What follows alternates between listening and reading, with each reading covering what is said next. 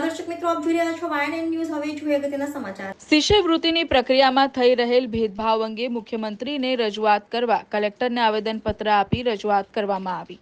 રાજ્યના મુખ્યમંત્રી દ્વારા તેઓના કાર્યાલય ખાતે યોજાયેલ બેઠકમાં ગત તારીખ 24/9/2024ના રોજ નિર્ણય લેવામાં આવ્યો હતો કે વિકસિત જાતિ કલ્યાણ ખાતા હસ્તકની પ્રી મેટ્રિક શિષ્યવૃત્તિમાં ફેમિલી આઈડી પ્રોજેક્ટ અંતર્ગત લેવાની થતી રેશન કાર્ડની વિગતો તેમજ KYC પ્રક્રિયા હાલ પૂરતી રદ કરવામાં આવે છે, જેથી વિદ્યાર્થીઓના આધાર કાર્ડ રાશન કાર્ડ લિંક નહીં હોય તો પણ શિષ્યવૃત્તિની દરખાસ્ત માન્ય ગણાશે.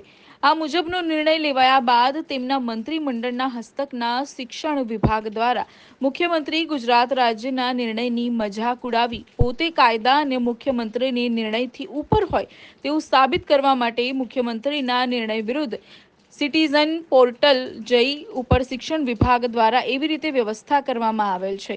અનુસૂચિત જાતિ જનજાતિના લોકો દ્વારા માંગણી સાથે આવેદનપત્ર આપવામાં આવ્યું હતું અને સાથે જ જો આગામી દિવસોમાં યોગ્ય નિર્ણય નહીં લેવાય તો ઉગ્ર આંદોલનની ચીમકી ઉચ્ચારવામાં આવી હતી. Rahul Rajput, YNN news, Vadodara.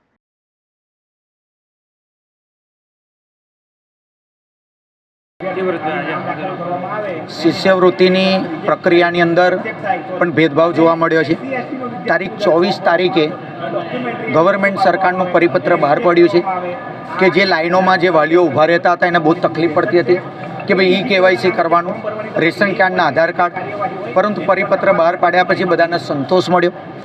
એના પછી જ્યારે સ્કોલરશિપના ફોર્મ ભરવામાં અત્યારે આવી રહ્યા છે ત્યારે ઓલ ઓવર ગુજરાત, આ બરોડાનો સવાલ નથી, ઓલ ઓવર ગુજરાતની અંદર જ્યારે ટીચરો ફોર્મ ભરે છે ત્યારે જનરલ કાસ્ટના જેટલા પણ લોકો છે એનું ખાલી નામ લખે છે તો બી એક્સેપ્ટ થઈ જાય છે. અને SC/STનું જ્યારે આધાર કાર્ડ જોઈએ, આધાર કાર્ડ પ્રમાણે નામ હોવું જોઈએ અને રેશન કાર્ડની અંદર એનું નામ હોવું જોઈએ, આ પ્રક્રિયા ઓકે નથી થતી. ત્યારે એક પણ SC/STનું આજ સુધીમાં સ્કોલરશિપનું ફોર્મ ભરાતું નથી. તો આ સ્કોલરશિપમાં બી ભેદભાવ કેમ? ભારત દેશના આટલા વર્ષો થયા આઝાદ થયે તો બધી જ જગ્યાએ ભેદભાવ કેમ? ભેદભાવ શું આ ભારત દેશ એક જાતિનો દેશ છે? છતાં પણ આ લોકો આટલી બધી વસ્તુનો અત્યાચાર કરે છે. તો ગુજરાતના મુખ્યમંત્રી અને આપણા જે ચમારબંધીને નહીં છોડવામાં આવ્યા હર્ષ સંઘવી સાહેબ, અમારા શ્રી મુખ્યમંત્રી સાહેબ અને જે શિક્ષણ મંત્રી છે, આ કલેક્ટર સાહેબને આવેદનપત્ર અપાયા છે. એમના માધ્યમથી એવું કહેવા માગીએ છીએ કે તમે બળાત્કારો થાય છે નાની બાળકીઓ સાથે એ પણ નથી કશું કરી શકતા, હરણી કાંડ થયો કશું નથી કરી શકતા, બધા બહુ કાંડો થયા.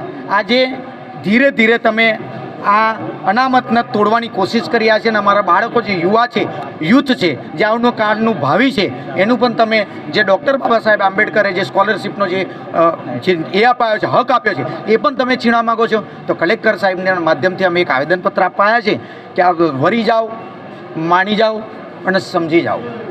નહીં વરો, નહીં સમજો, નહીં માનો તો તમે 500 મહારોનો ઇતિહાસ જોઈ લેજો.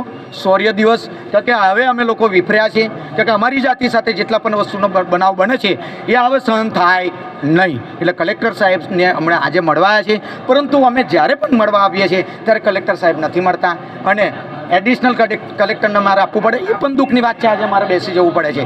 જો આ ન્યાય અમને નહીં મળે અને જલ્દીમાં જલ્દી આ KYC નહીં થાય અને શિષ્યવૃત્તિ જલ્દીમાં નહીં મળે તો ઓલ ઓવર ગુજરાતની અંદર અમે જંગ છેડવાના છે.